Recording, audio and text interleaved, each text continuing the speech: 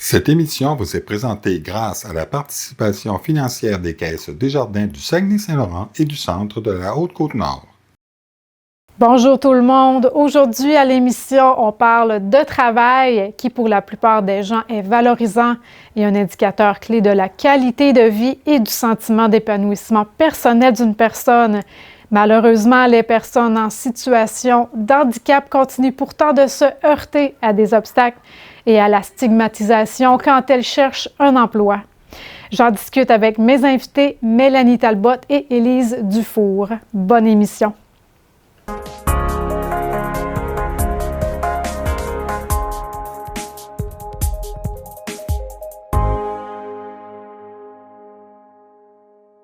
Bonjour Mélanie, comment ça va? Ça va bien, toi, Myriam? Moi aussi, ça va super bien. Puis je suis contente que tu sois là aujourd'hui avec nous, Mélanie.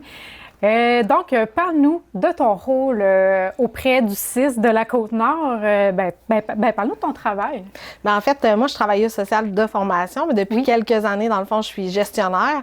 Donc, je suis chef de programme au niveau de la déficience intellectuelle, du trouble du spectre de l'autisme et de la déficience physique. Fait que je gère tout ce qui est clinico-administratif dans le continuum de services aux gens qui ont une DI, un TSA ou une DP.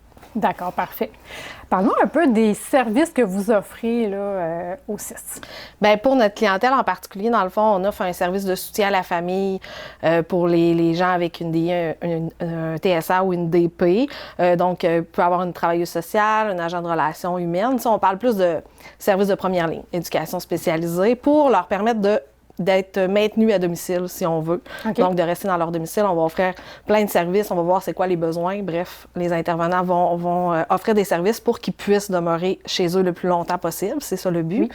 Oui. Sinon, dans les services de réadaptation, là, on va vraiment aller travailler avec les habitudes de vie des usagers. Donc, essayer de les amener le plus loin possible à maintenir leurs habitudes de vie ou à récupérer des habitudes de vie qui ont perdu ou qui ont pas. Être plus autonome, c'est ça, être plus autonome. Donc, on a vraiment deux niveaux qui va s'apparenter à disparaître un jour pour qu'on soit sur un seul niveau, mais dans le fond, tous les intervenants travaillent pour maintenir le plus possible les capacités des usagers, autant dans la vie active, à l'école, au travail, le sujet qui nous concerne aujourd'hui. Donc, vraiment pour que les gens soient le plus possible autonomes à domicile. Bien justement, ça ressemble à quoi plus concrètement ce que vous offrez au niveau du travail? Là? C'est sûr qu'on a plein de types d'usagers, donc des usagers qui ont la capacité de travailler à temps plein ou d'avoir plus un travail adapté, si on veut. Là, on va plus avec l'organisme CEMO qui donne des subventions, dans le fond, qui vont suivre les usagers, qui vont adapter les postes de travail, bref, qui vont vraiment être là pour eux, pour leur permettre d'avoir un vrai travail, si on veut. On a des usagers qui, malheureusement, n'ont pas toutes les capacités nécessaires pour travailler à temps plein, mais qui veulent être actifs dans la vie puis de donner un peu d'eux à la population. Donc, on a des plateaux de travail qu'on a développés dans les dernières années avec le Centre d'activité de la Haute-Côte-Nord. Ça, c'était une belle création parce que ça permet à des usagers de tout le secteur, dans le fond, parce qu'on a, dans le fond, un local à Port-Neuf et un à Bergeronne. Okay. Nous, on finance, entre autres, le salaire de l'employé qui travaille sur ce plateau de travail-là, comme le CIS, dans le fond, finance ça. Et les jeunes développent plein d'habiletés. Donc, c'est comme un travail pour eux. Ils vont faire de la couture. Ils ont plein de services là, qu'ils ont développés à travers les années. Ils font de la récupération de vêtements. Donc, c'est des usagers qui n'auraient pas la capacité nécessairement d'avoir une job à temps plein, mais qui, là, redonne à la communauté, si on veut, développe des passions, là, parce qu'il y en a qui ça a vraiment fait développer certaines passions. Ben, c'est super! Oui, vraiment. Puis, leur permettre de travailler de leurs mains, d'apprendre des choses, d'acquérir des connaissances. Fait que ça, c'est un de nos projets. Sinon, on a des stages aussi qui sont possibles avec les entreprises de la région. Donc, on a des éducatrices qui peuvent aller vraiment rencontrer l'employeur, expliquer un petit peu c'est quoi le fonctionnement de l'usager, puis ça peut être des heures adaptées. Et l'employeur, ça lui coûte rien dans le fond. C'est le CIS qui paye un peu l'usager, si on veut.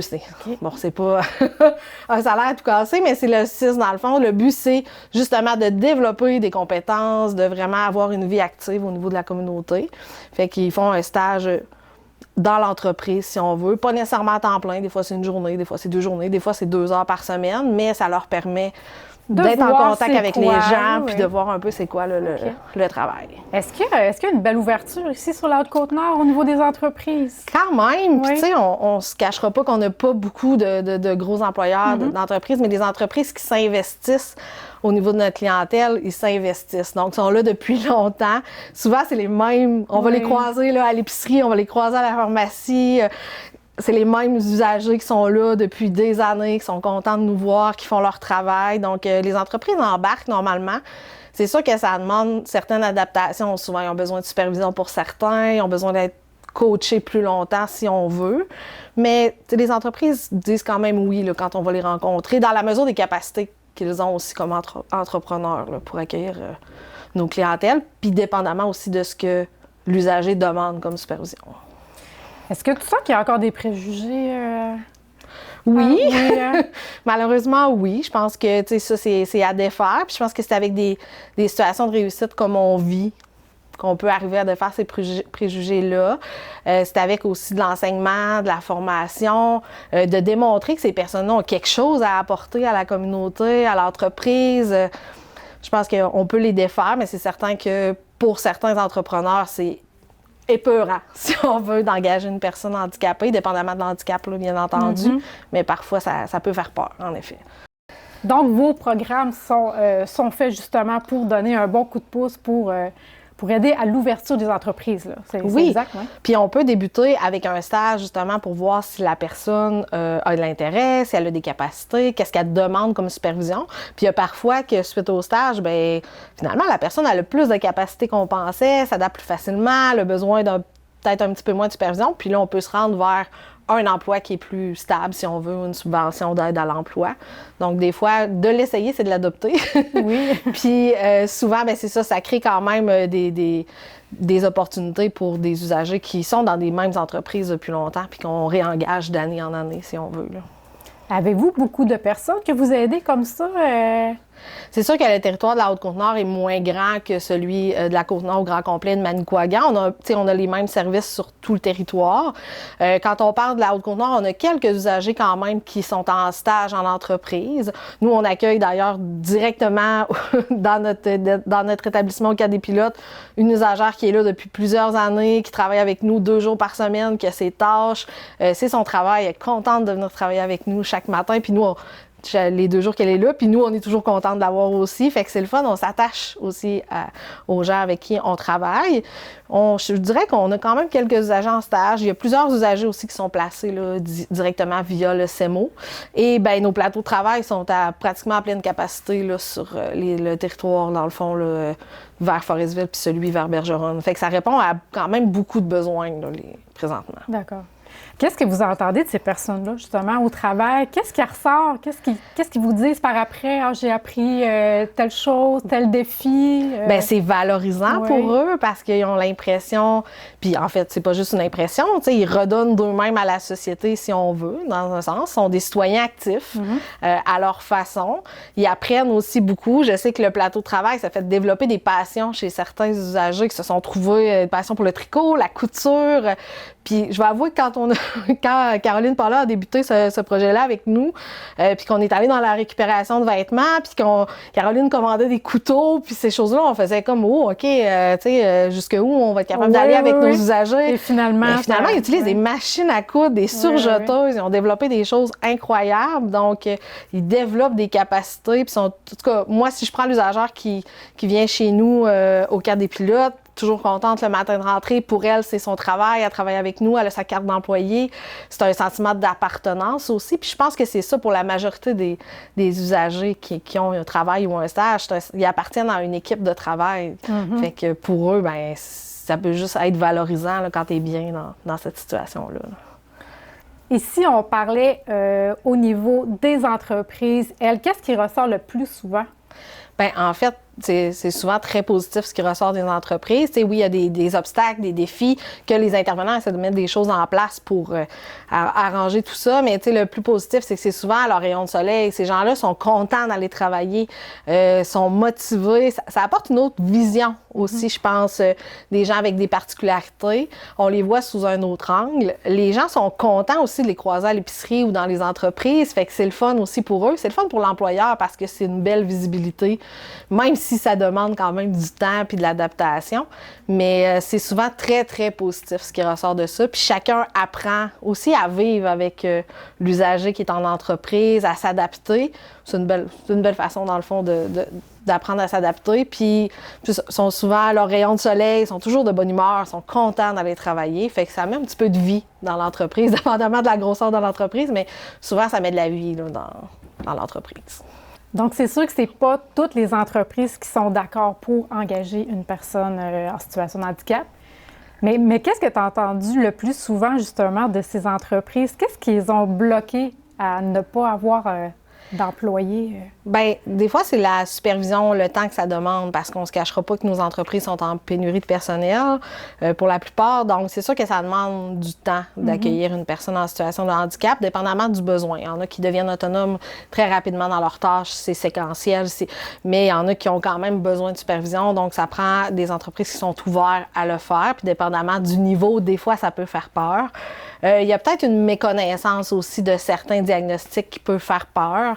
Là-dessus, ben, il peut y avoir de l'enseignement qui est donné par nos professionnels, des formations, si les entreprises désirent avoir une formation sur comment fonctionne une personne TSA au quotidien. Donc, c'est quelque chose qu'on peut offrir si c'est la peur, parce que c'est souvent ça, la peur, dans le fond, de l'inconnu, la peur de savoir comment ça va se passer, est-ce que la personne peut se désorganiser. Mais ce qu'on met en place autour de l'usager quand on l'envoie en stage ou même en emploi, bien, ça permet d'assurer une certaine sécurité, d'assurer un suivi, puis de s'assurer que ce soit un succès, parce que notre but, c'est que ça fonctionne, pas que ce soit un échec pour nos usagers. Donc, on les placera pas dans une entreprise où on sait que ça fonctionnera pas. On va y aller avec les intérêts, avec les capacités, qui pourraient quand même là, encourager certains employeurs. Il y en a qui ont hésité, qui l'ont fait, puis qui finalement, aujourd'hui, ont encore cette personne-là depuis des années, puis on la croise tous les jours quand on y va. Mais il y en a qui ont refusé, puis c'est correct aussi. Il faut être à l'aise avec la situation, puis il faut être en mesure d'accepter l'aide qui vient de l'extérieur pour que ça fonctionne, puis comme un peu tasser les obstacles. Là. Je comprends. Et pour ceux peut-être qui seraient intéressés à la maison, qui nous écoutent, les entreprises, comment qu'on peut vous contacter? Bien, dans le fond, on peut communiquer avec le CIS, là, plus particulièrement peut-être là, le Centre de réadaptation là, au cadre des pilotes pour dire qu'on est intéressé à avoir un stagiaire. Puis il y a des paierages qui peuvent se faire. Souvent, la façon dont on fonctionne le plus, c'est de prendre l'usager avec ses intérêts puis d'aller après ça consulter des entreprises. Mais c'est sûr que d'avoir une banque d'entreprises intéressées, c'est toujours plus facilitant pour les intervenants là, après de pouvoir faire un bon pairage, si on veut, c'est ça. Donc, ils peuvent communiquer avec nous là, sans problème au CIS, mentionner qu'ils ont de l'intérêt, puis ça va nous faire plaisir de les rencontrer, de leur expliquer les projets de stage, puis de voir s'il y a un pairage qui est possible là, avec nos usagers. Super. Bien, Mélanie, merci beaucoup, parce que c'est déjà le moment de la pause. Donc, merci beaucoup pour ton intervention et d'être venue nous parler aujourd'hui. Ça fait plaisir. Merci. Donc, au retour, on discute avec Élise Dufour. Restez là, on revient dans 30 secondes.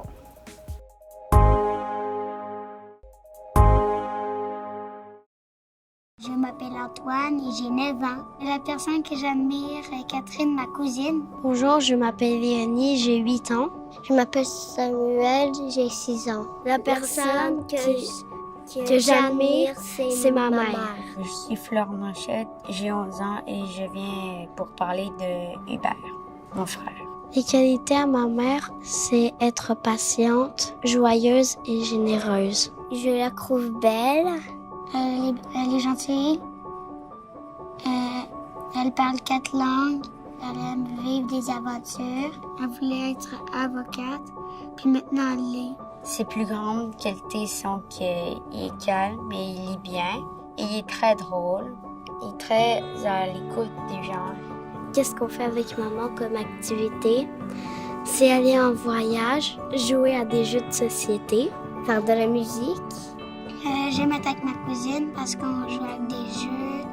Elle aime aussi faire des Legos, du vélo, puis du ski. J'aime ça skier avec lui, jouer au mini-hockey, au hockey, jouer dehors avec lui. On a souvent besoin l'un de l'autre.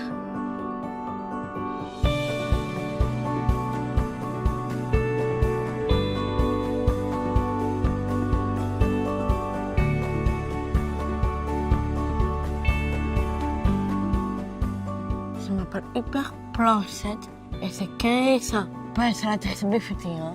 Puis c'est handicap comme. En fait, c'est un truc comme ça et on rajoute un. Puis ça fait qu'on a la trisomie 21 puis c'est comme ça puis c'est état. Je m'appelle Solène, j'ai 36 ans et je suis tétraplégique depuis l'âge de 15 ans. Je m'appelle Catherine Houd, j'ai 24 ans. Essentiellement, je suis non-voyante depuis l'âge de 8 mois, due à une atrophie des nerfs optiques. Mon fauteuil ne m'empêchera pas de sortir de chez moi et de montrer aux autres que je suis capable de faire plein de choses. J'ai écrit un livre avec ma tante qui s'appelle Planche avec moi. On fait le tour des salons du livre au Québec en ce moment. Ça raconte un peu mon histoire, mon parcours de vie de l'âge de 15 ans à aujourd'hui. On fait des conférences aussi sur le sujet. Depuis peu, je travaille à l'INCA, donc justement dans un poste de défense de droit, où j'aide notre communauté, surtout des gens en perte de vision. Je pense que c'est plutôt un devoir pour moi de m'impliquer dans ma communauté pour essayer de faire une différence, de faire changer les choses pour tous ceux qui ne peuvent pas le faire. Quand je fais des conférences, c'est pas que la trisomie 21. C'est inclusion scolaire et je réponds aux questions, mais à la fin, je parle en fait. En fait, les gestes que les gens peuvent poser pour inclure les personnes en situation de handicap, je pense que c'est vraiment simple, c'est juste avoir une ouverture d'esprit. C'est seulement de nous regarder comme si on n'avait pas de limitation, ou du moins de nous regarder en tant que personne et non seulement la limitation. Ne pas laisser et être patient et respecter les autres et moi. Donc d'une part, c'est oui de nous offrir de l'aide, mais aussi de comprendre que quand on n'a pas besoin, l'aide n'est pas nécessaire, puis c'est autant apprécié qu'on se l'ait fait demander, même si on n'avait pas besoin. D'arrêter de dire non, puis juste d'encourager toutes les personnes, quel que soit le handicap ou non. Dans le fond, moi, je me considère comme un humain capable de faire ce que je peux et ce que je veux, et dans la mesure du possible, je vais le faire.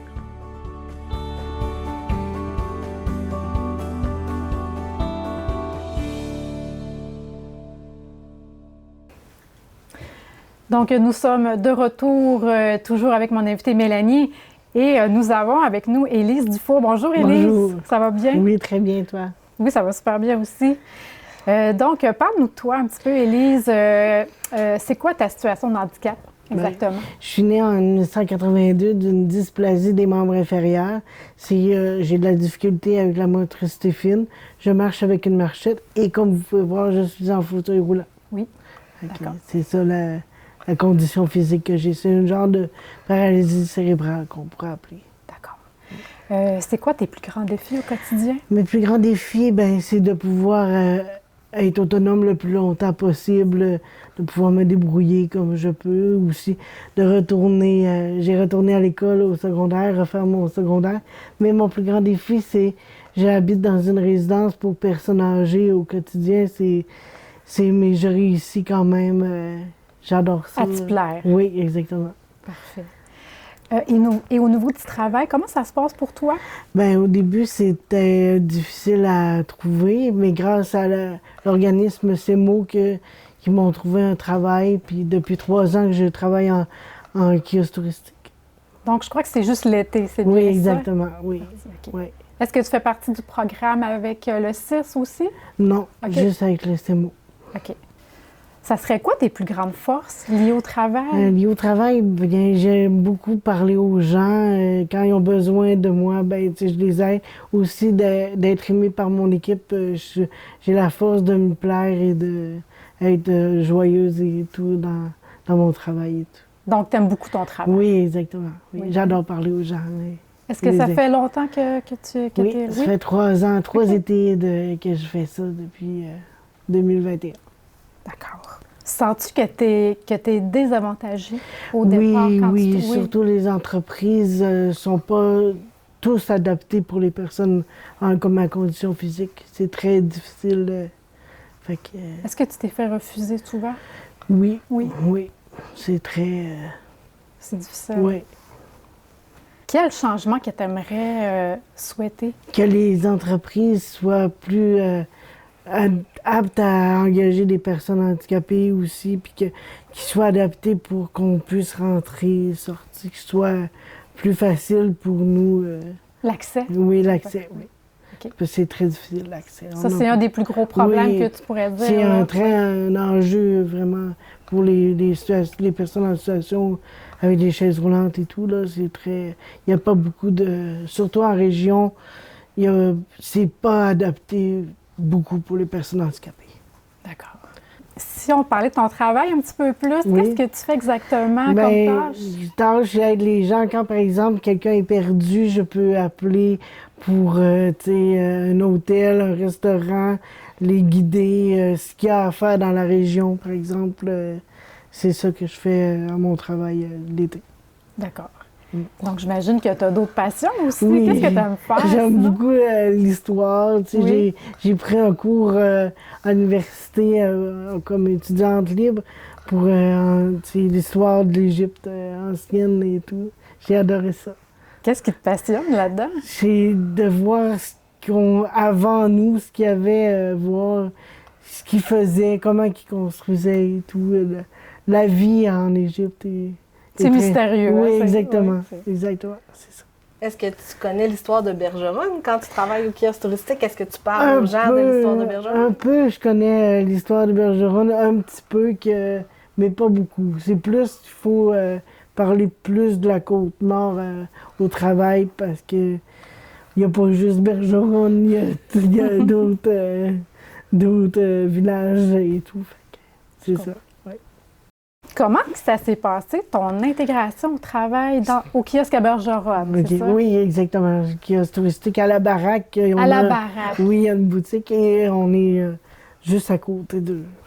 Comment tu as eu cette opportunité-là de travailler là-bas? Grâce à ces mots ils cherchaient la municipalité de Bergeron a voulu avoir un kiosque parce que vu à cause de la pandémie et tout, ils ont vendu et c'est...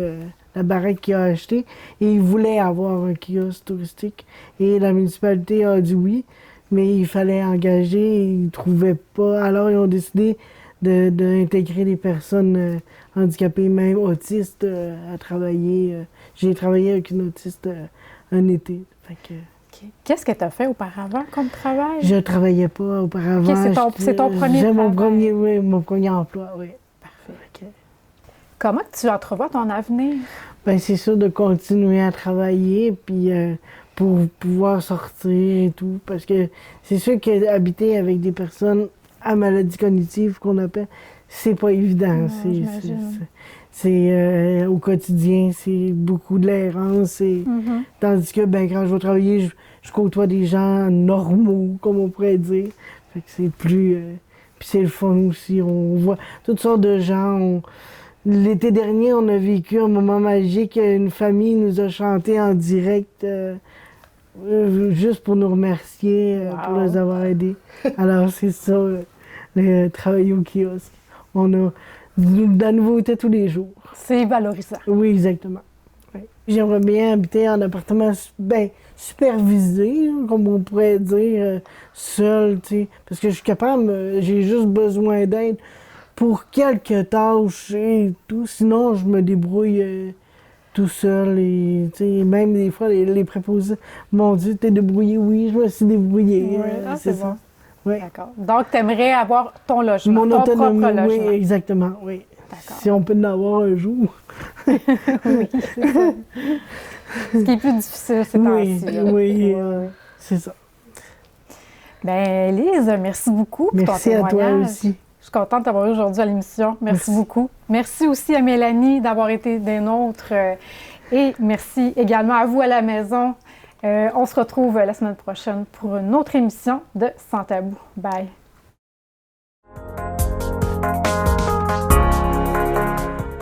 mais les gens veulent tellement avoir du crédit qu'ils sont prêts à s'endetter, ou à genre 22 ou 30 % d'intérêt. Là, fait.